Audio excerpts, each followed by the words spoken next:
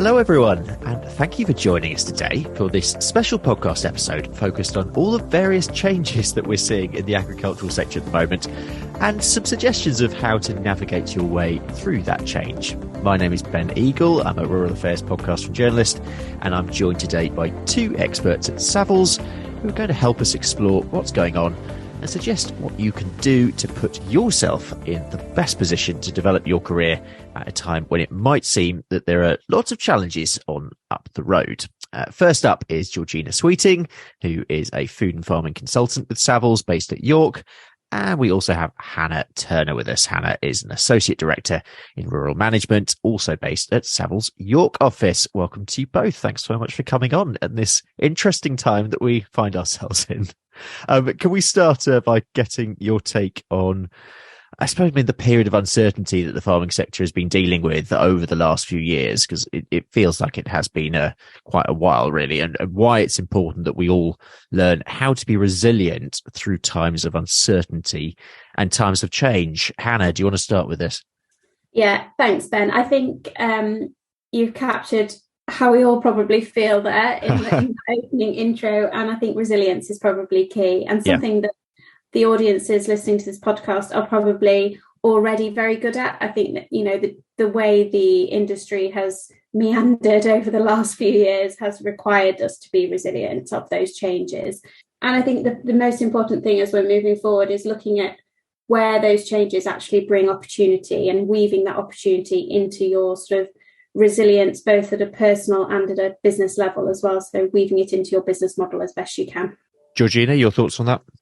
We absolutely are going through a massive period of change. It's quite easy to be scared of this change. There's a lot going on. There's a lot of unknowns coming, but actually it's a great opportunity. If we just stand back and take stock, there are plenty of things that we can all get involved in, things we can learn and things that we can look to do moving forward. I mean, we are recording this in mid-November 22, but I know this is a challenge at the moment, given the direction that we could be moving in. But can you just give us a broad overview of the general direction of travel in terms of the kind of food and farming sector that it seems that DEFRA is trying to encourage us to move towards? So I suppose as things stand at the moment, we're still envisaging that the Environmental Land Management Scheme, or ELM, will remain a core element of agri-environmental policy going forward.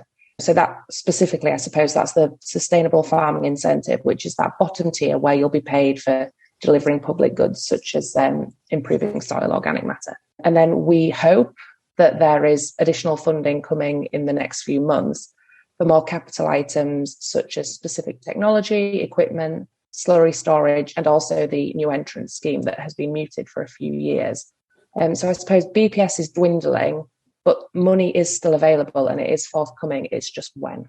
Yeah, I think just taking from what Georgina said there, I think that is where actually the stand back, look what you've got, look where the opportunities are, that then weaves back into that first question about resilience, Ben. So yes, we are sort of all questioning what direction things are going to go in. But as Georgina said, with the suggested structures and the SFI and the information that we do have available, it's looking how that can integrate into your farming model, your farming business, to enable the enterprise to make maximum benefit from that, essentially. Yeah. What about opportunities? Because, I mean, there will be opportunities that come out of this in terms of the changing policy context. What about those, Georgina? So I suppose there are opportunities to be had, whether that's learning a new skill, learning about your soil structure on your farm and how you can improve that over the next 3 years. But also, we know that a number of people have opted to take the lump sum exit scheme payment. So in theory, that will free up some land, whether that's for a tenancy or for a joint venture type farming arrangement.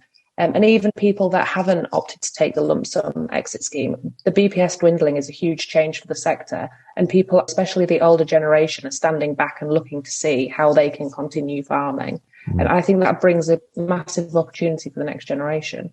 I mean, let's turn a little bit towards that and dig more into that. In terms of, I suppose, dealing with change and uncertainty, and Hannah, you were saying at the beginning how the ag sector is pretty good at that and certainly has had to learn to be like that over the years. But what advice would you give listeners to this podcast regarding planning a new career or indeed stepping onto the career ladder at a time such as this? Fundamentally, do your research, speak to people, try and identify what careers and what direction you might want to go in, and then try and understand what that actually would mean in a practical sense. So much like when you're sort of starting out at a younger age and you're thinking, well, what direction do I want to go in? It's fundamental that you actually get some practical experience or some visibility of those career paths to understand actually what they involve and the integral parts of them, and if they are actually suitable to your character and your aspirations. So I think that's really important. But then if, for example, you're looking to diversify your business model on farm and take that career in a different direction, it's again assessing what the sort of business model would look like and its sustainability over the course of the next however many generations you want to have it sort of in the family, etc., etc. So I think there's lots of moving parts to consider, but first and foremost, I think it's an understanding of what that career will look like over a period of time, not just a short-term picture. Yeah, and you mentioned diversification there, but what about established businesses who maybe perhaps don't want to look so much more down the diversification line, but they want to really focus on what they already do what they do really well, but ensure they're resilient still? What would your advice be to them for those more established businesses?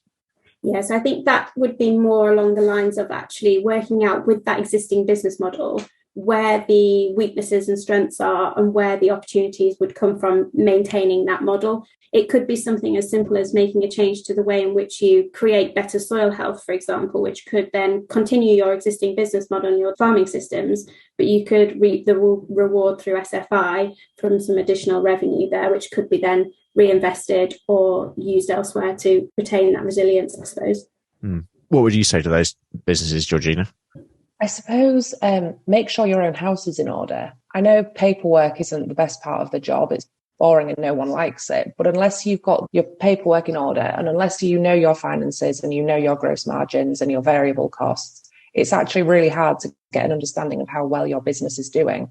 So I suppose it's breaking everything down and working out where you're making money, where you could improve on, where you could save, where you could become more efficient, and just doing tiny little changes. How much is this about personal resilience and learning how to improve our own effectiveness at dealing with periods of change?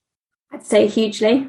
I think the change that the sector is going through at the moment is one that requires quite a lateral vision in order to establish how those potential opportunities can be sort of progressed to reality.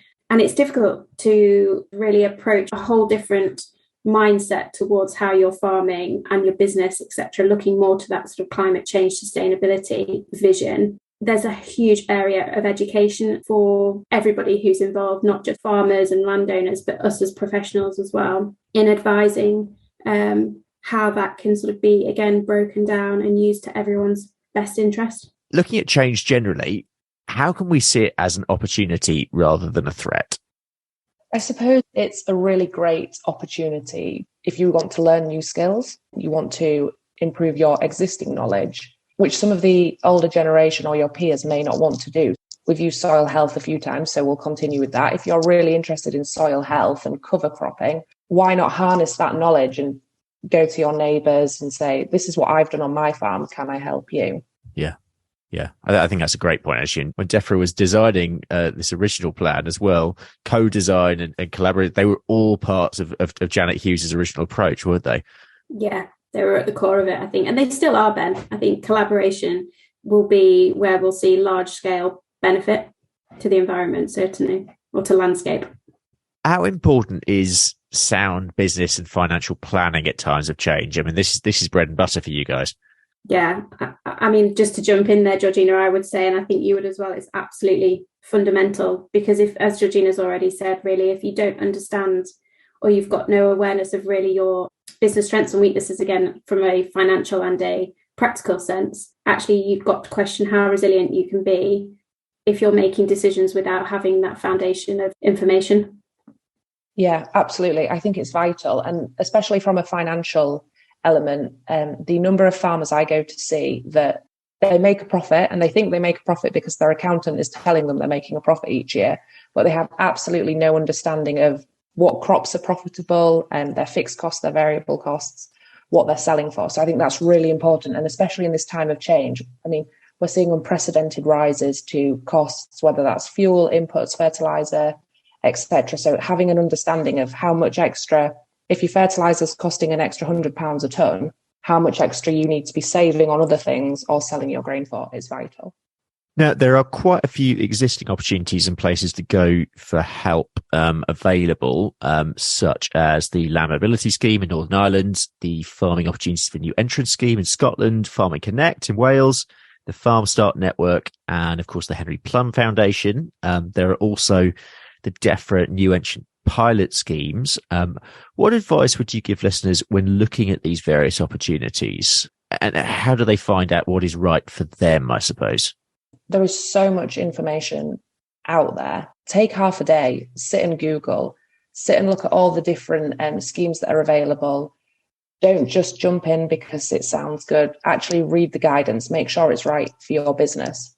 And also there's a lot of free information out there. Whilst it is good to use an agent for a grant application or something because we fill in the forms day in, day out, there's a lot of free advice out there, whether that's the YFC Smart Farming Guide, the DEFRA blog, or also at the moment there is funding through DEFRA for established businesses to go out and get specialist advice. So I suppose it's just really taking the opportunity to ask people and to really find out what is right for your business and what opportunities are available.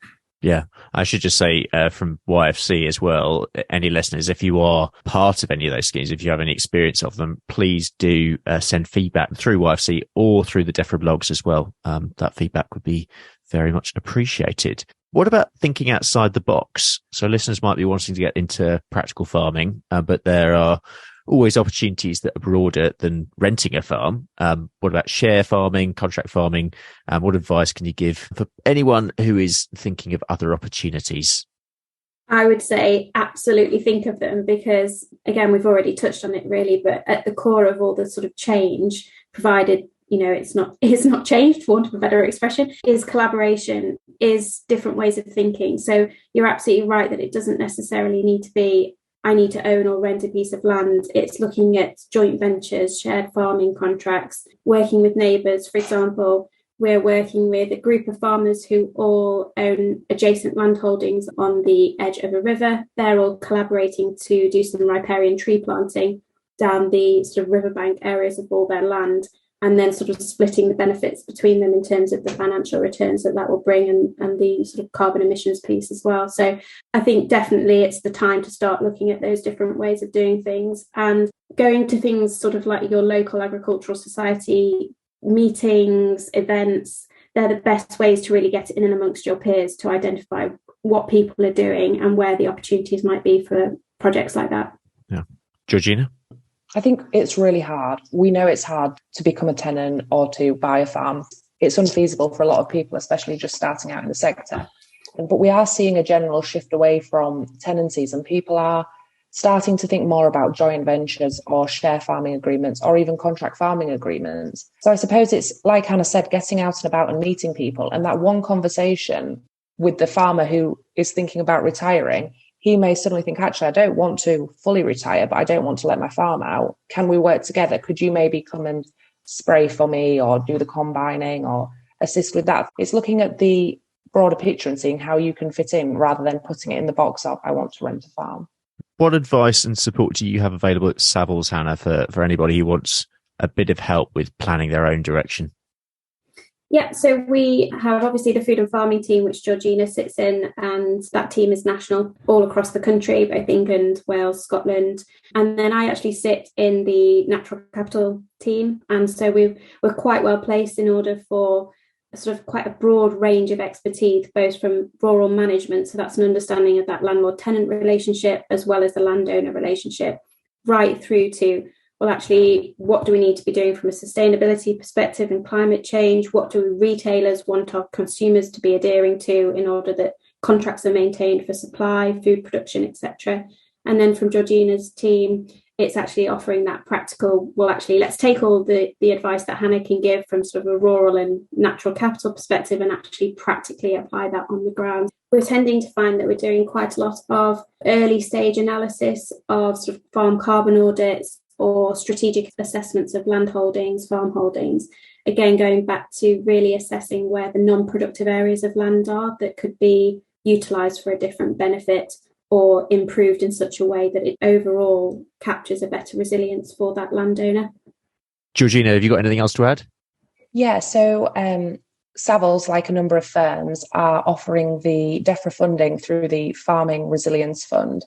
And that is effectively free funding with an advisor for half a day on any topic of your choosing. So if you have an existing SBI number and your farm previously received the BPS, you should go onto the DEFRA website. It's completely free, and look for an advisor in your area. You might not know what you want to talk to them about, but actually, even if you just want to run through some ideas on diversification or stewardship schemes or natural capital, it's a really good way of getting some free advice written down that you can then use going forward for your business. And then a little bit of a plug for Savills. We've recently launched a system called the Environmental Exchange, which is a mapping tool whereby you can speak to one of our team, you upload maps of your land to it, and any developers or planning authorities can look on this mapping tool and think, oh, we would like to offset our biodiversity in the area of East Yorkshire, because that's actually where we're based. It's where we're doing a lot of work.